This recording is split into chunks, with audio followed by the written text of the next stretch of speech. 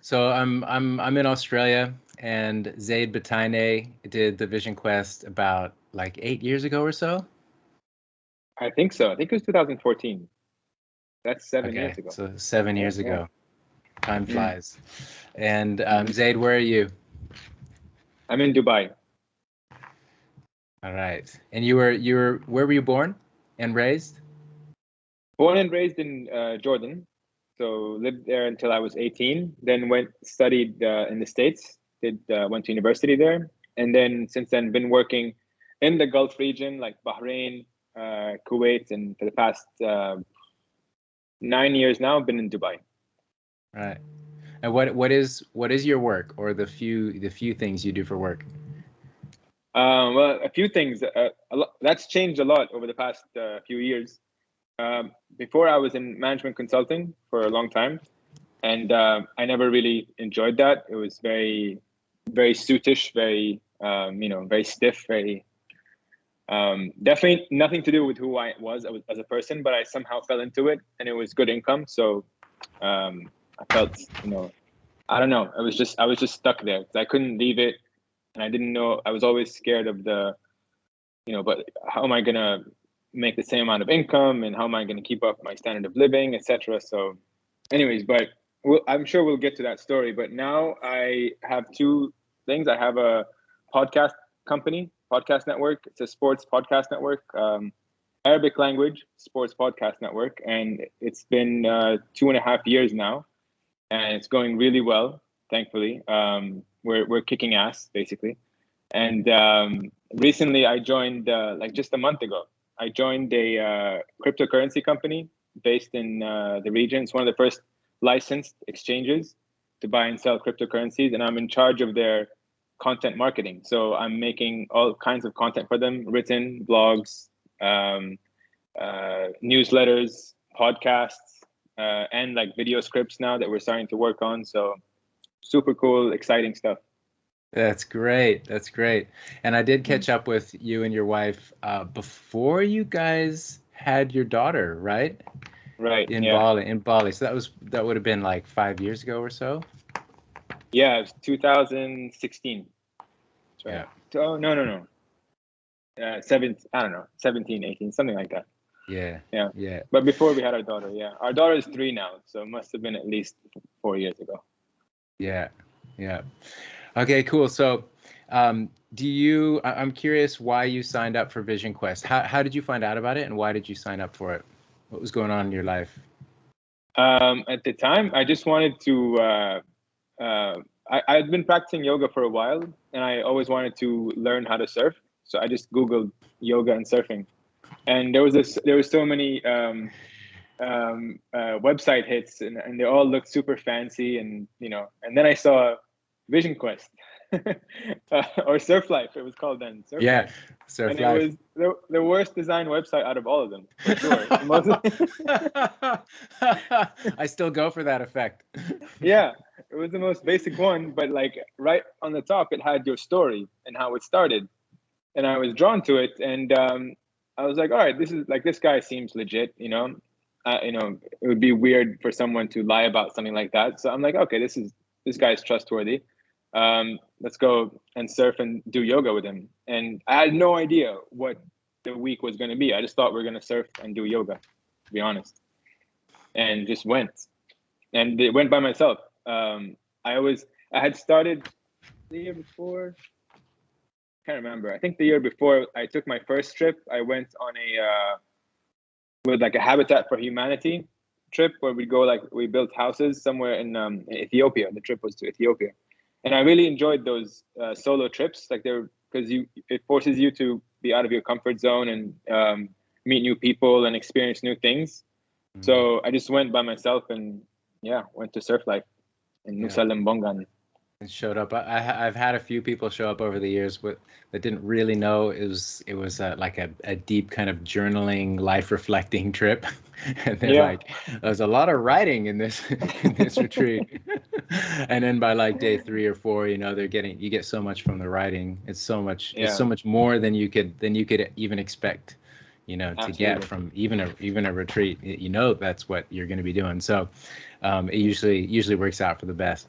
So and so why? So you came mainly for the adventure of just like going on a surf yoga retreat? Okay. Yeah. And what happened for you there, like through the process? Like what did you find you got from the process? What was unique about the process? Everything, but starting off with the mornings, because the mornings really set the tone. The early morning wake ups, which in theory I always wanted to do, and I tried to do, but I had I would mostly stay up late. I used to party a lot too, so the idea of it was appealing, and I always thought I will get there one day. But every time I travel or whatever, I would stay up late, and I'd want to enjoy the nightlife of wherever I'm going as well. So this one was different. We still enjoyed the nightlife for a couple of nights, but that was back when we used to still drink on the retreats back then. that's phased out, but we had some fun nights.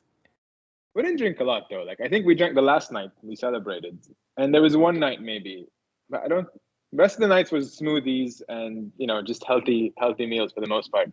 But yeah, I think the mornings really set the tone, and just waking up at sunrise, and I like the no talking for the initial part, which was beautiful because you're just there's no need to communicate, there's no need to say what you're thinking, just feel and write, and that way your thoughts come out much more much clearer, so like it's much easier to have a stream of consciousness when you're not having small talk with someone, in the morning. So I really enjoyed those mornings a lot. Yeah, that's one of the, as I've done, so many retreats over the years and just experimented with different things and tried things and gotten suggestions from my participants. That's one of like the secret ingredients is the silent sunrise sessions. And whether people do it on a retreat or they do it at home, you don't engage with anyone before or during. You're not answering messages. Your phone's, all the messages are off on your phone, and it makes such a difference, especially when you do it first thing in the morning and you're a little bit groggy, and your personality hasn't kicked in. You haven't had to put on a smile and go, "Hey, how'd you sleep last night?" And even though you might not feel like talking. So that's cool to hear that's something that you remember from it. Yeah, I like that because it's more honest. Like the small talk is nice, niceties and pleasantries are nice, but like I think a lot of us are so in autopilot on that mode that we're not really genuinely like, how was your sleep really, like, and I don't really want to hear about your sleep, like, you know what I mean? It's just a thing that we're programmed to do. So it's nice that you set the tone. It's like, no, we're not doing that, just stay silent, go into your own, go inwards, and here's a piece of paper with a question on it to help you get started. That's really cool. Yeah. Yeah. Well, back then, I think I did that. I would write the questions out the night before and then put it on the table on a piece of paper. We've advanced to a workbook now. It saves me a lot of energy, and then it's that's been refined and rearranged over the years. Right. So then you came 7 years ago, did the Vision Quest. So one of the cool things about talking to you, because you were that was my second year of running retreats, was 2014. Well, my first year was 2012, so maybe you came in the third year of running retreats. But of course I can't claim that VysionQuest is responsible for like all the amazing changes that happen in people's lives after they do it. It does play a part in some of the changes. So what are in terms of your professional life, what are a couple of the most significant changes that you feel are related to the clarity and the connection and the work that you did at the Vision Quest? Yeah. That's the thing. I think you just mentioned that word, clarity. Is that because we all have so many scattered thoughts and ideas on what we want to do in life, etc. But somehow we get swept up with day-to-day life, and we're working and responsibilities and bills and family and whatever. So you don't have the time to just, okay, this is all the things I want to do. And now let's prioritize them. This is career-wise, this is personal-wise, this is health-wise, money-wise. And it was all just laid out for me like that. And so my decision on what to do next became much easier. So for me, the priority for me, I'd always wanted to go deeper into yoga. So I believe that I went on the retreat in August or September, and then by December I had left my job and went to India and lived in an ashram for 6 months. And for me, I would have never gotten to that step without VysionQuest, because I saw how it fit in with everything else. You know what I mean? It wasn't just and it's very cliche. Oh, I just left my job and left everything and went to do yoga. It's like, yes, but like it's part of the journey. It's part of my journey that I need to do, that I want to do now. And it's okay that my professional life is going to put on hold for a while. Even my personal life is put on hold for a while, because this is something that I need to do now. Otherwise, it will be more difficult the more I wait. So that was the first step right after VysionQuest. It was like 4 months after Surf Life VysionQuest, and I went and did that, and that really started a lot of changes across my life. You know, like that's a very transformative experience. Going deeper into yoga and meditation, and having a more spiritual base to anchor you in whatever in anything else I did. So I'm very thankful for that experience, and it was an amazing experience for me. I always say that if I can gift everyone a gift, besides telling them to go do surf life for a week, if you have a month, just go spend it in an ashram or in some yoga retreat or somewhere where like it's literally just be with yourself and allow yourself to slow down. Because I think the clarity you get is so underrated, and a month is a long time. A lot can happen in a month, and I ended up staying 6 months there. So I think that would never have happened without the clarity I got from the retreat. And is it that you saw that tied into like a greater purpose, or was it like you just felt a calling, like that's something you needed to do? I had felt the calling for sure, because for me, having a spiritual anchor, spiritual like cornerstone to my being, I think is very important, because I do believe in something. It's not just, I don't think it's all random and we're just a happy coincidence. You know, it seems extremely unlikely that all this is just completely random. So the other way is like you can't, you either believe completely random, no, like nothing matters, or everything matters. And I believe everything matters. You know, that for me is a more comforting thought, and I want to live that way. So yes, it was a calling, but also I think it was very important for whatever I had to do next, whether it's my relationships or my work or whatever. So I think as a first step for me after getting that clarity from Surf Life was to go and have that experience first. Yeah, that's so satisfying for me to hear, because when I was, my major change in my life happened when I had leukemia, and I was seeing a psychologist at the time who became just one of the most significant mentors in my life. But he was a psychologist, but he also called himself a spiritual broker, because he helped people find their own spiritual path. So there's seeds of that for sure within the process and the questions. So it's very satisfying for me to hear that it opened you up to be able to find your spiritual path, and how it sounds like that was just the beginning. You know, that just redirected your life and gave you so much more. Absolutely. Absolutely. And what other in terms of either professionally or personally, what other significant changes do you feel were related to the clarity that you got? I think the most important thing for me professionally, because professionally was where I struggled the most in terms of what to do and how to align who I am as a person with how I make money as a person. And I used to always, it was very separate, you know. Money is like, for me, was putting on a suit and going in a completely different persona into this corporate environment, because I just fell into that, and it was so not me, but it was the way I knew how to make how to make money, and money is important whether we like it or not. It's freedom, you know. It's much nicer to have that freedom and flexibility than not, you know, obviously. So but I also understood that it was a blessing that I'm you know, I'm making good money. So it was very I was conflicted, you know, like, you know, am Yeah. I not being grateful? You know, am I just spoiled because this is not good enough and I want something better? But it allowed me, so then surf life allowed me to not fear that change, you know, and accept that, like, no, like, it's okay to want something more for yourself, to not settle for this. Just because you've been doing it for 10 years doesn't mean that you have to keep doing it for the next 30, 40 years. And if you want change, you have to start with a leap of faith, and you just have to start walking the path.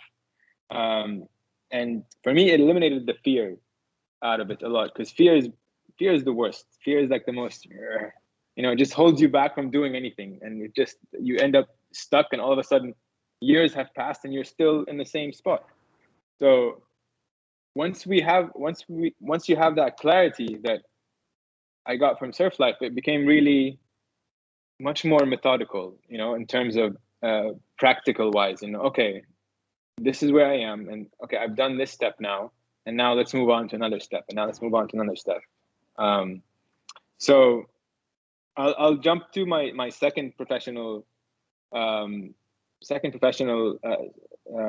guess, leap of faith, which is when one of the questions in surf life was, "What have you created?" And I had nothing. I had never created anything, you know? Yeah. And I remember that. It was like the only question that I had nothing in. So it didn't feel, I'm like, how come? Like, am I not a creator? Do I not have the creativity? Do I, you know, so I started doubting myself. So that question lingered. I didn't address it right away, but like years later, my buddy and I started a podcast about like one of the sports. I used to play basketball when I was young. I used to follow the NBA, and we were at a wedding, and we were talking, and you know, it's like, oh, let's you listen to podcasts. I'm like, yeah, I listen to like mostly podcasts about NBA or crypto. Those are the two topics I listen to. And he said, you know, like, there's no podcast about the NBA in Arabic. And I'm like, yeah, I know. It sucks. Like, there should be. And so, like, the next day we created our first podcast. We recorded on a phone and sent it to our friends, and they liked it. They're like, oh, you guys really know your shit. And you know, yes, definitely go for it. Like, this was very entertaining. Like, send us other episodes when you record them. So the next month, like, we just went out and started recording, learned how to record and edit and do all that, how to host a podcast, etc. We created a podcast, and that felt so satisfying. Like, okay, now I created something. You know, there's a product, and it's a media product, and it's cool, and it's even the art, everything. And then you start paying attention to every little detail: the artwork, the music, the sound effects we use, the segments that we come up with. So like, all of a sudden, like, I'm super creative. I'm creating all these segments, etc. And the podcast just like went parabolic, you know. And it's been the #1 sports podcast in the Arab world for 2 years, and it's a basketball podcast. Like, there's 10 times more football fans in this region than basketball fans. It's not a popular sport, but all the comments of like because now it's like thousands of people listen a day, you know. It's a huge community, and all the comments are like, you know, we just like hanging out with you guys, because it's a very casual talk between my friend and I, and sometimes we veer into other topics. So they're like, we just like listening to you guys. It's a you know, and and some of them play episodes multiple times while they're working. And we get these pictures, like this guy, like, who's like a shawarma guy, and he always has us in the background, or in his restaurants he has us like on the YouTube, like on a big screen, and like in the middle of Saudi or in the middle of Baghdad, he just has us like on a big ass screen, and he takes pictures. Like, wow, this is crazy. So the podcast went well, and then and then COVID hit. So like, okay, what the hell is this? You know. So then that's when, and my job was compromised. I was still doing management consulting. Like, we were doing month to month. We didn't know what to do. my partner's job, my co-host on the podcast, his job was in events, so he got wiped out completely. So we looked at the podcast, we're like, okay, if we want to make this into a business, and how would we do it? So we started a podcast network, and we picked the sports that we wanted to cover, and it was like basically applying the same formula of our show to different sports. So we would find the hosts from a sport that we want. We would train them for like months, how to record, what type of show it should be, like just to bring out their personalities and how they cover the sports, because sports is fun, it doesn't have to be boring or stiff or men in suits. So that we did that during COVID, and now we have 6 weekly shows covering a bunch of sports, and it's the number one sports podcast network in the region. Like on the podcast charts, we're like number 1, 2, 3, 4, 5, and 6. So like we're competing with ourselves. There's no one even close. Our competitors are advertising on our networks, so right? they're paying us to like advertise their stuff, which is super satisfying. Tony Robbins has contacted me, and he's like, "Rick, can you give me a plug on your online program?" Exactly. Yeah. It was one of those, and it was because our competitors, the way they did it was they went out and raised money. So like all of them, like, oh, you hear in the news, oh, like raised $1 million, etc. And like we didn't raise anything. We're funding it ourselves monthly. Me and my co-host, my partner, we're funding it ourselves, and we're giving like the good people, we're giving them like shares in the, like vesting shares in the company, so that they can feel part of the journey as well. So it's nice to see that these other companies who like went and just raised a bunch of money first, they're coming to us, and now they're advertising on our network. So it was very satisfying. Yeah. So how does it feel to have something, to grow something, to create something just out of your passion, and just like something you would pretty much do it for free, like sit there and talk about basketball with your buddy, and it's grown into this thing where not only are you got listeners, you got people listening to episodes more than once, but you're bringing other people along for this journey too, and teaching them how to do it, and spreading the love and the wealth and everything. So how is that? It's incredible. It's so nice because you feel like you're part of like a conspiracy, like you're co-conspirators in like this thing, because you're creating something out of nothing, and it's a vision that only we had, like me and one other guy, and it's happening, and it's coming to life. But I think the first step of it was that we never thought of it as a business to make money. Like that was never, we didn't put that as our target initially. Our target was to do something we're passionate about. And that's one of the key things that I took from Surf Life. Just start doing something. Just start on, like, look at what your passions are and just start doing something there. And then opportunities will reveal themselves. We never thought of creating a company. We never thought podcasts would make money, because they don't, like, very rarely do they make money. We're still not like making great money, but like it's not zero. It's something.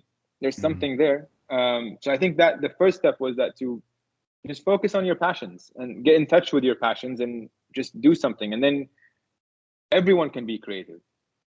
Everyone can create something if they focus on their passion. But if they're put in a box, and then it's difficult. But like if you focus on the passion, then creativity comes. I don't know how. Yeah. So when we were emailing about having this chat, you said I think your words were, "I'm not a suit anymore." Yeah. What does that mean to you? I don't wear a suit. Yeah. I joined I left the suit world a couple of months ago. I finally resigned from my management consulting job, and I took a job as like head of content marketing development for a cryptocurrency company. So it's a cryptocurrency startup company. And I'm just creating content for them, written content, because that was also like my other passion is cryptocurrency. I like the whole idea of decentralized, taking out the banks from the middlemen, etc. So the revolutionary aspect of it really appealed to me. So I've been down the rabbit hole for 4 or 5 years, and it was just something that also I was just passionate about, and just became super knowledgeable about just by listening to podcasts and doing my own reading, and never even considered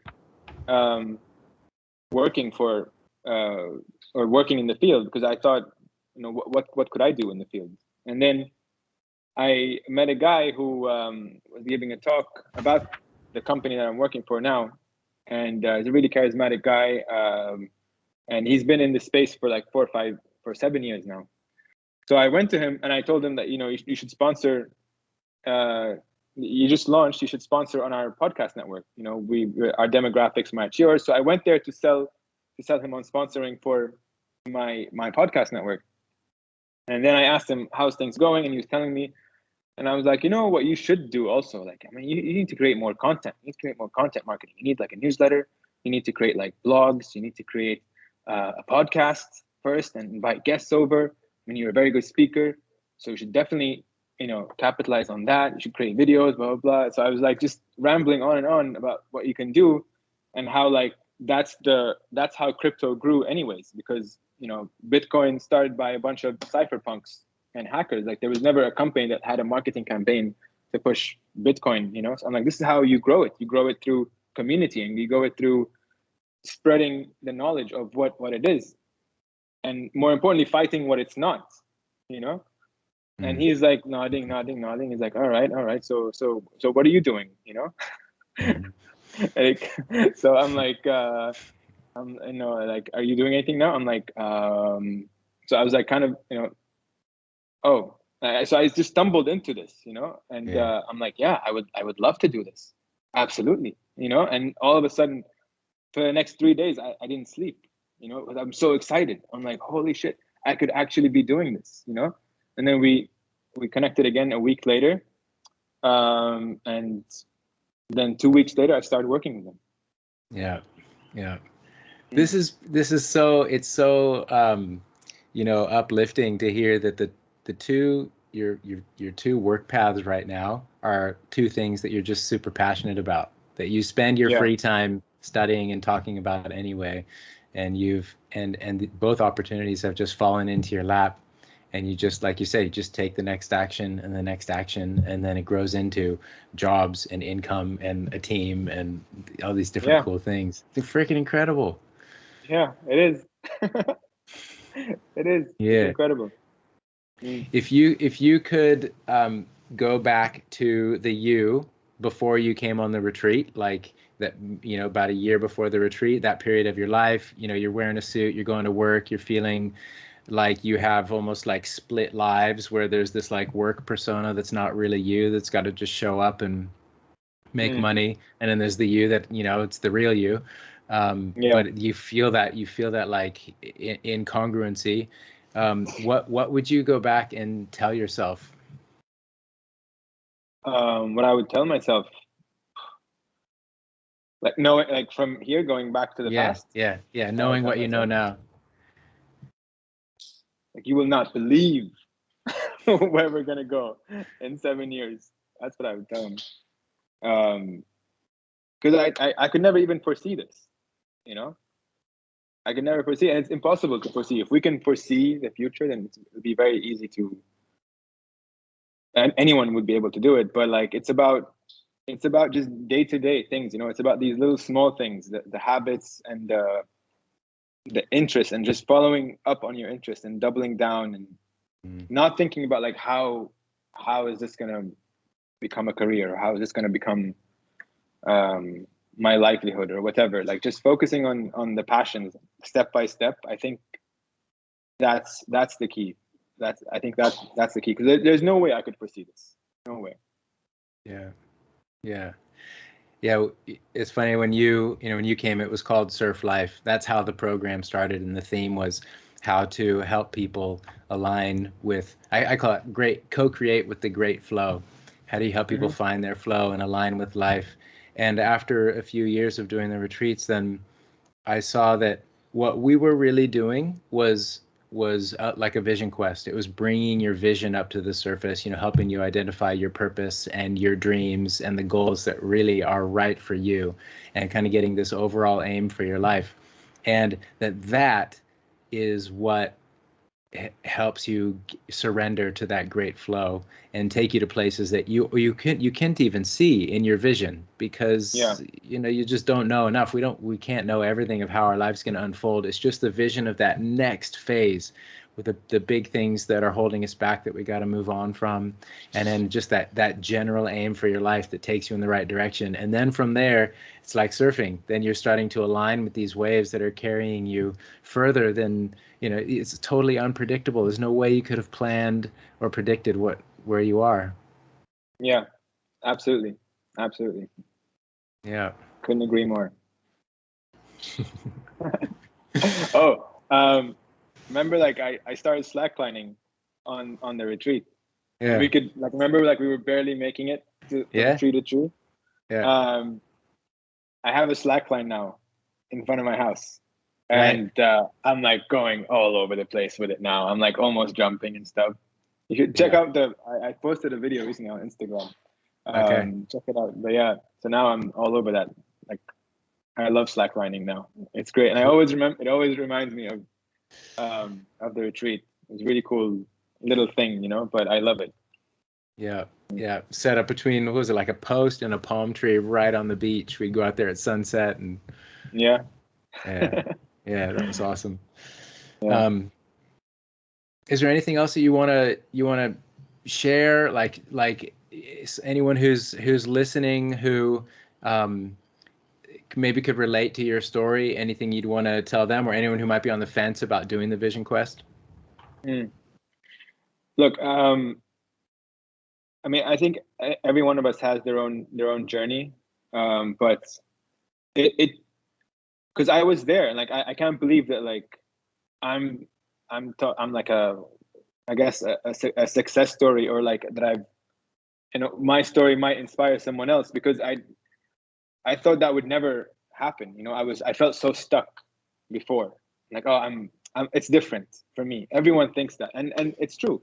Everyone has a different set of circumstances. It's family, it's career, it's so many things, and we feel like our story it's unique also, but also it's very common. The blocks that we convince ourselves of are super common, and really what VysionQuest does in 1 week is really incredible. And I love you, Rick, and we're gonna be friends forever, and we'll meet up. Even if we don't meet up for 5-10 years, when we see each other, it's like seeing a brother, because what you created was an experience that is truly transformational.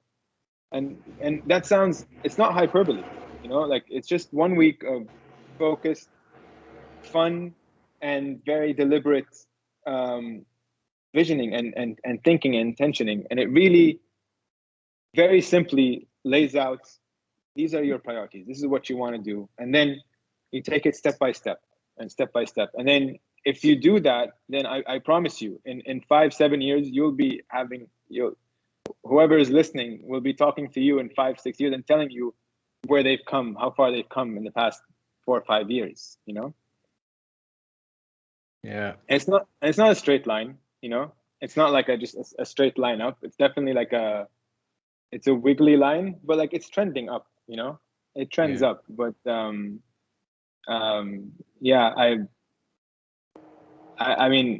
I can't say enough about the retreat.